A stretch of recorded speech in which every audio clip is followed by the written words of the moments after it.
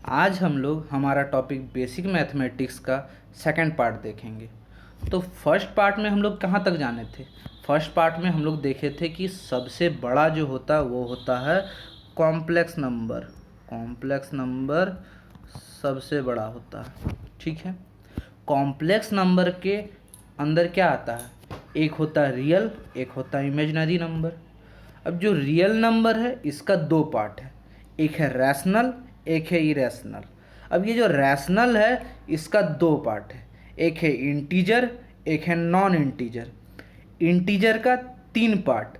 Integer का तीन part में क्या क्या है? पहला है पॉजिटिव इंटीजर, दूसरा है जीरो और थर्ड है नेगेटिव इंटीजर। जीरो ना ही पॉजिटिव इंटीजर है ना ही नेगेटिव इंटीजर, वो दूसरा कैटेगरी है जीरो। अब जो पॉजिटिव नंबर इंटीजर है वो 1 to इन्फिनिटी होता है। अब 1 to इन्फिनिटी आपका नेचुरल नंबर भी होता है, तो हम ये बोल सकते हैं कि पॉजिटिव इंटीजर ही नेचुरल नंबर है। और पॉजिटिव इंटीजर में जब हम जीरो जोड़ देते हैं तो उससे हमको क्या मिलेगा? होल नंबर मिलेगा, कि आपको पता है कि होल नंबर होता है 0 to इन्फिनिटी। और हम लोग वहाँ पे क्या जाने थे कि पाई जो है वो एक इरेशनल नंबर है, लेकिन पाई का जो अप्रॉक्सीमेट वैल्यू है वो है 22/7। और ये जो 22/7 है ये एक रैशनल नंबर है। काहे कि irrational number and rational number एक के बाद आता है, अल्टरनेट आता है। एक रैशनल आएगा तो दूसरा इरेशनल, दूसरा इरेशनल तो तीसरा रैशनल। ये सब के बारे में हम लोग पहले टॉपिक में पढ़ चुके हैं। उस वीडियो का डिस्क्रिप्शन आपको, उस वीडियो का लिंक आपको डिस्क्रिप्शन में मिल जाएगा। आज हम लोग देखेंगे how to solve 3 variable 3 equation. उसके बाद क्या देखेंगे? एचसीएफ एलसीएम के बारे में। एचसीएफ एलसीएम के बारे में आप 7, 8, 9, 10 क्लास में पढ़ चुके हैं, लेकिन एचसीएफ में आपका जो 10 तक पढ़े उसमें क्या क्या ऐड ऑन हो सकता है, हम क्या क्या और ऐड कर सकते हैं आईटीजेई के लिए, वो देखेंगे हम लोग, ठीक है। लास्ट तक वीडियो देखिएगा। वीडियो स्टार्ट करते हैं। हाउ टू सॉल्व, देखिए यहाँ क्या लिखा हुआ, how to solve 2 equation containing 3 variable. लेकिन आप बोलिएगा कि सर हम लोग देखें कि आप बोले कि हम लोग यहाँ पे देखेंगे कि 3 वेरिएबल 3 इक्वेशन, लेकिन यहाँ पे तो 3 वेरिएबल 2 इक्वेशन है।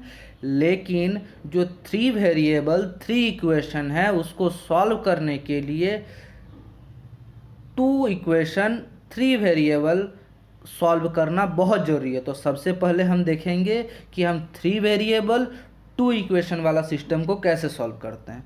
तो हम लोग देखिए यहाँ पे क्या लिखें, if we have 2 equation containing 3 unknown quantities. 3 unknown quantities यहाँ क्या क्या है?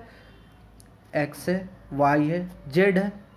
और हम क्वांटिटीज़ बोला है, वेरिएबल क्या क्या है? एक्स वाई जेड है। क्वांटिटीज़ क्या है? A1 है, B1 है और C1 है। तो मेरा पहला इक्वेशन है A1x plus B1y plus C1z is equal to 0, ये फर्स्ट इक्वेशन है।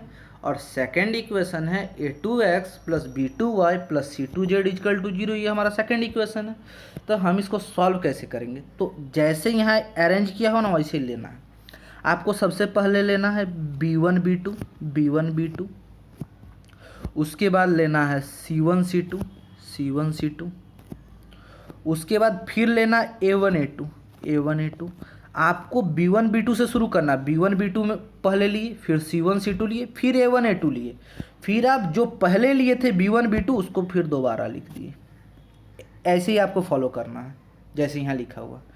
तो इसको हम x लिखे, क्या कि ये जो B1 इंटू C2 और ये जो B2 इंटू C1 का जो डिफरेंस है ना वही हमको x का वैल्यू देगा। आगे जाके देखेंगे इसका difference C1 A2 C2 A1 का डिफरेंस हमको y देगा, A1 B2 और A2 B1 का डिफरेंस हमको z देगा। ये हम लोग आगे जाके देखेंगे। अभी देखिए आपको बताया थी कि जो डिफरेंस है वो आपको क्या देगा? x का वैल्यू देगा। मतलब x का रेशियो में हम कैसे कर सकते हैं? तो मान लीजिए जो x है यहाँ पे हम उसको क्या लिख सकते हैं? x है, हम उसको क्या लिखेंगे? B1 C2 minus B2 C1। ये आप डिटर्मिनेंट में जानिएगा, 12 का चैप्टर है मैट्रिसेशन डिटर्मिनेंट। लेकिन अभी याद रखिए कि क्रॉस मल्टीप्लाई करना है, B1 C2 minus B2 C1। तो हम यहाँ पे क्या लिखे? यही फॉर्म में लिखना है, x divide by B1 C2 minus B2 C1। फिर हम लोग ये जो y है उसको क्या लिख सकते हैं, C1A2 minus C21 cross multiply कर रहे हैं, C1A2 C2A1 क्रॉस मल्टीप्लाई कर रहे हैं, तो y के नीचे हम लोग क्या लिखें, C1A2 माइनस C2A1। अब सिमिलरली z देखें, z में क्या है, z में भी हम लोग क्रॉस मल्टीप्लाई कर रहे हैं, A1B2 माइनस A2B1। यहाँ पे क्या लिखे हैं, z divide by A1B2 minus A2B1। ये आपको याद रखना है, यही फॉर्म में लिखना है। आप ये बहुत इंपॉर्टेंट, ये फॉर्म जान के रखिए अगर आपको 3 वेरिएबल 2 इक्वेशन दिया हुआ है। अब यहाँ से हम क्या बोल सकते हैं, we can say that the 3 results are proportional to X Y Z. ये जो 3 रिजल्ट हमको मिला वो क्या है, एक्स वाई जेड से प्रोपोर्शनल है। प्रोपोर्शनल मतलब आपको रेशियो में, आपको पता। तो इस रूल को हम लोग क्या बोलते हैं, this is called the rules of cross multiplication, क्योंकि हम लोग यहाँ क्रॉस मल्टीप्लाई कर रहे हैं। ये आपको याद रखना है। अब आगे देखते हैं इसका यूज़ कैसे करेंगे हम लोग 3 वेरिएबल 3 इक्वेशन सॉल्व करने में। अब मान लीजिए हम लोग का वहाँ पे क्या था, a1x plus b1y plus c1z था। तो मान लीजिए हम लोग यहाँ पे z का वैल्यू 1 डाल दिए, तो हमको पहला इक्वेशन क्या किस में बदल गया, a1x plus b1y plus c1, क्या कि यहाँ जो z था उसका वैल्यू 1 ले लिए हैं। सिमिलरली दूसरा वैल्यू क्या हो जाएगा, a2x plus b2y plus c2 equal to 0। तो उसी प्रकार जो हमारा ये इक्वेशन था ये भी बदल जाएगा, यहाँ z का वैल्यू 1 आ जाएगा, तो उसी प्रकार यहाँ बदल गया है, x divide by b1c2 minus b2c1 equal to y divide by C1A2 minus C21 equal to Z के जगह हम 1 पुट कर दिए, तो हमको क्या divide by A1B2 minus A2B1 जो था वैसे ही लिख दिए जैसा उसमें था, बस जेड के जगह 1 पुट किए। आप पुट करके देखिएगा। अब देखिए यहाँ से हम क्या कर सकते हैं, x का वैल्यू यहाँ से कैलकुलेट कर सकते हैं, इसको हम 1 से मल्टीप्लाई कर देंगे तो हमको x का वैल्यू मिल जाएगा। सिमिलरली y का भी वैल्यू मिल जाएगा, कैसे, इसको हम 1 से मल्टीप्लाई कर देंगे तो हमको y का वैल्यू मिल जाएगा। इससे हम x y का वैल्यू कैलकुलेट कर सकते हैं अगर ऐसा कोई इक्वेशन दिया हुआ है। आगे हम लोग एग्जाम्पल देखेंगे। ये हम लोग मान लीजिए एग्जाम्पल ले लिए, solve 5x minus 3y minus 1 equal to 0 और नेक्स्ट है x plus 2y equal to 12। तो हम इसको फिर से कन्वर्ट कर लिए, 5x minus 3y minus 1 equal to 0 जैसा था वैसे लिखने दिए, और ये 12 को इक्वल टू के लेफ्ट में लेके आए, तो हमको क्या मिल गया, x plus 2y minus 12 equal to 0। अब हमको क्या बोले थे कि आपको ये सेकंड से शुरू करना है, तो हम सबसे पहले क्या लिखे, -3 फिर क्या लिखे, जो कांस्टेंट टर्म था -1 माइनस 12, फिर हम पहले आ गए 5 1 लिखे। यहाँ से स्टार्ट करना है, यहाँ से यहाँ गए फिर यहाँ आए, और जो पहला लिखा हुआ था उसको फिर दोबारा लिख दिए। अब हम क्रॉस मल्टीप्लाई करेंगे, तो और ऐसे आपको लिख देना, x ऊपर में लिखना, y लिखना है और 1 लिखना, और बीच जो डिवाइड बाय करके इसको छोड़ देना। इसका वैल्यू आपको कहाँ से मिलेगा, एक क्रॉस मल्टीप्लाई करके। अब -3 इंटू -12 क्या होता है, 36 होता है। माइनस, यहाँ माइनस होना था, और माइनस ऑफ 2 इंटू -1 क्या हो जाएगा, +2 हो जाएगा। तो हमको x/36 + 2 मिल गया, मतलब x/38 मिल गया। अब सिमिलरली हम लोग y का देखते हैं, -1 इंटू 1 -5 इंटू 2 मतलब 10, तो -1 ये 2 नहीं है, ये -12 है, तो आपका क्या हो गया, -1 इंटू 1 -1 हुआ, और -12 इंटू 5 -60, और उसका माइनस लग गया तो +60 हो गया, तो y डिवाइड बाई -1 + 60 मिला।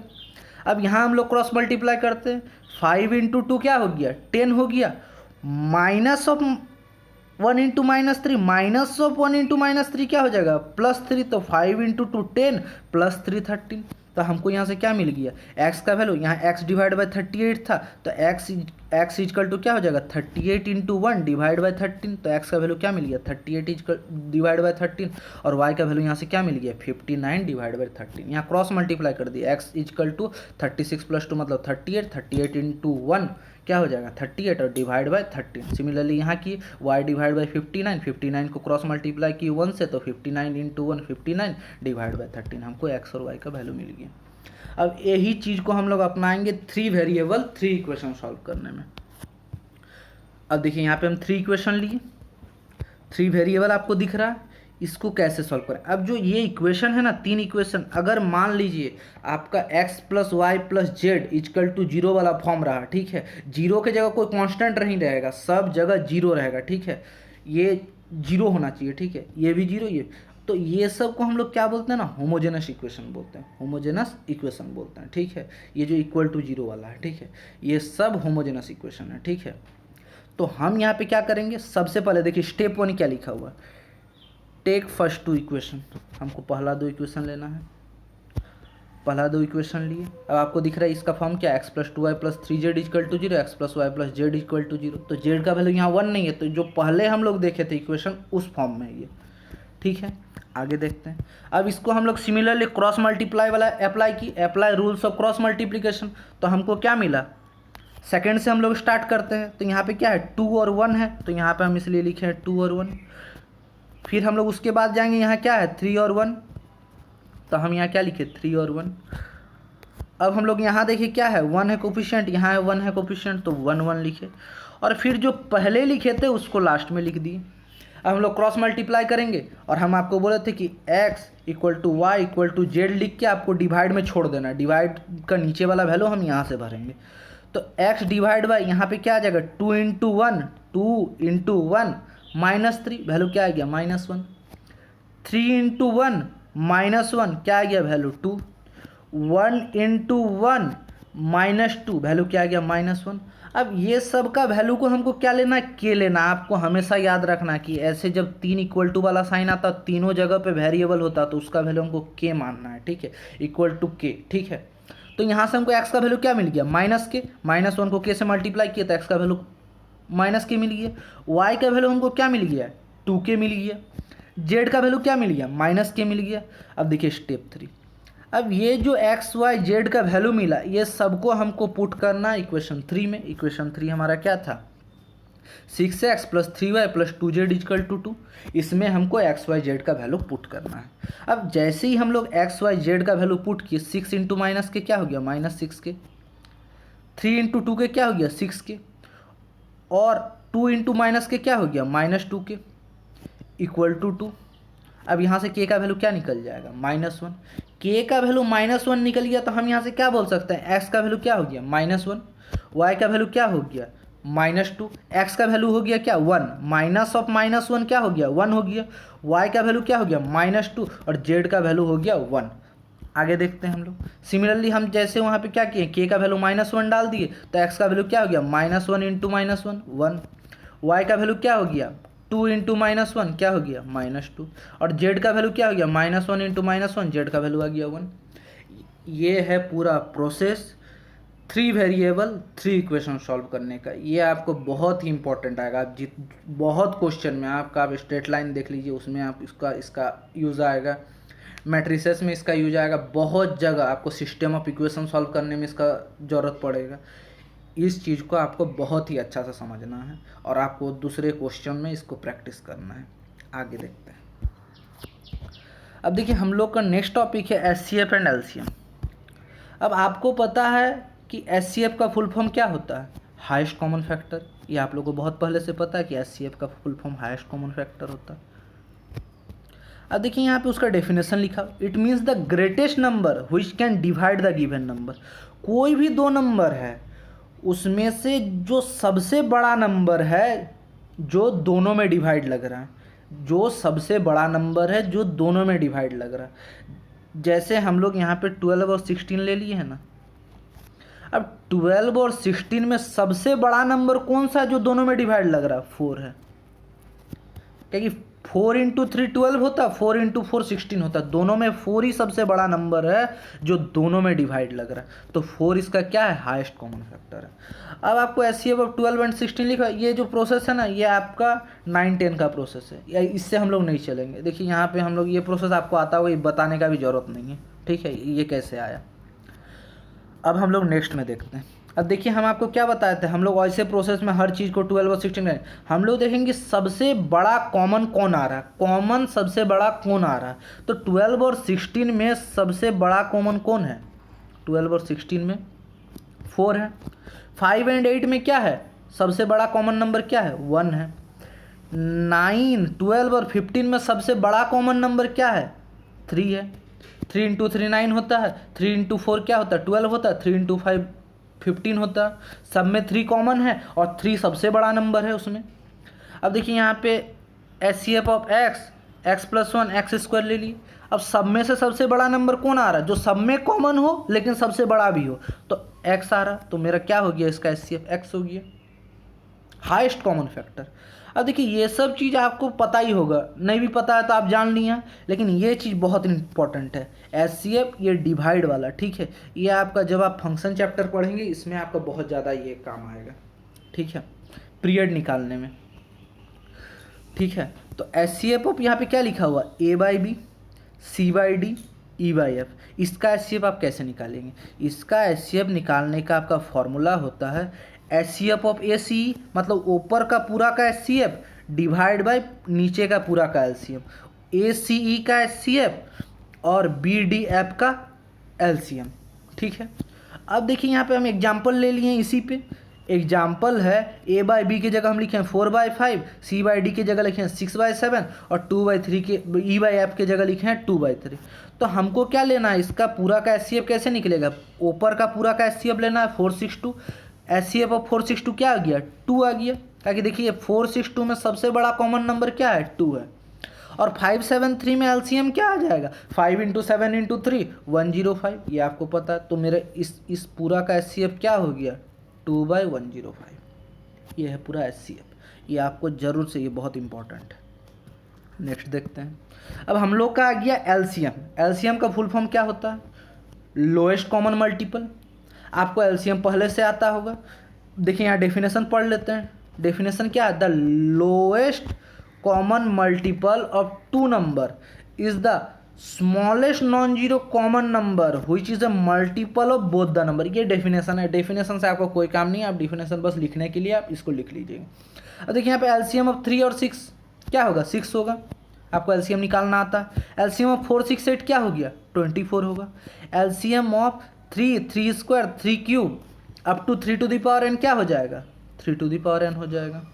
LCM of x into X plus 2 और एक्स का एलसीएम क्या हो जाएगा, x प्लस 2 into X square. LCM of X cube X to the power 4 X plus 2 का क्या हो जाएगा, LCM X to the power 4 into X plus 2। ये सब आपको पता होगा, ठीक है, ये दोनों तो पता ही होगा, और ये जो 3 चीज़ें ये भी आपको पता होगा। एलसीएम आप जैसे निकालते हैं ऐसे करके, और ऐसे आप निकाल लीजिएगा, 3 और 6 का ऐसे करके आप निकाल सकते हैं, क्या हो जाएगा 3 1 2, तो इसका एलसीएम क्या हो जाएगा 3 इंटू 2, 3 इंटू 1 इंटू 2 क्या आ गया 6। ऐसे आप एलसीएम निकाल सकते हैं। अब देखिए वैसे ही आपको यहाँ पे उस चीज़ के एग्जांपल दे दिए कि आपको ऐसा एलसीएम निकालने आता है, जैसे X cube X to the power 4 और एक्स प्लस 2 का एलसीएम कैसे निकालेंगे। तो सबसे पहले हम एक्स क्यूब से लेंगे, तो एक्स क्यूब से क्या आ गया 1 आया, एक्स आया, एक्स प्लस 2, फिर एक्स से करेंगे तो यहाँ 1 आया, यहाँ 1 आया, यहाँ एक्स प्लस 2, फिर एक्स प्लस 2 से किए 1 आया 1 आया 1 आया, तो हमारा इसका पूरा का एलसीएम क्या हो जाएगा, x cube into X plus 2। ये सब आपको आता होगा, एलसीएम क्या निकलेगा x cube into X plus 2। अब हम लोग आगे देखते हैं।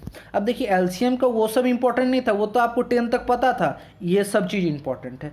एलसीएम ऑफ क्यू क्या है, रैशनल नंबर है, और ये भी क्यों rational. LCM of 2 rational number का एलसीएम क्या होगा, पॉसिबल होता है। जैसे आपको बताया था ना, कोई भी 2 रैशनल नंबर 2 और 6 आपको एग्जाम्पल लिए, या 3 और 6 का एग्जाम्पल लिए, 3 और 6 का एलसीएम क्या हो जाएगा 6 हो जाएगा। तो जब भी 2 रैशनल नंबर रहेगा ना, 2 रैशनल नंबर का एलसीएम हमेशा पॉसिबल होता है।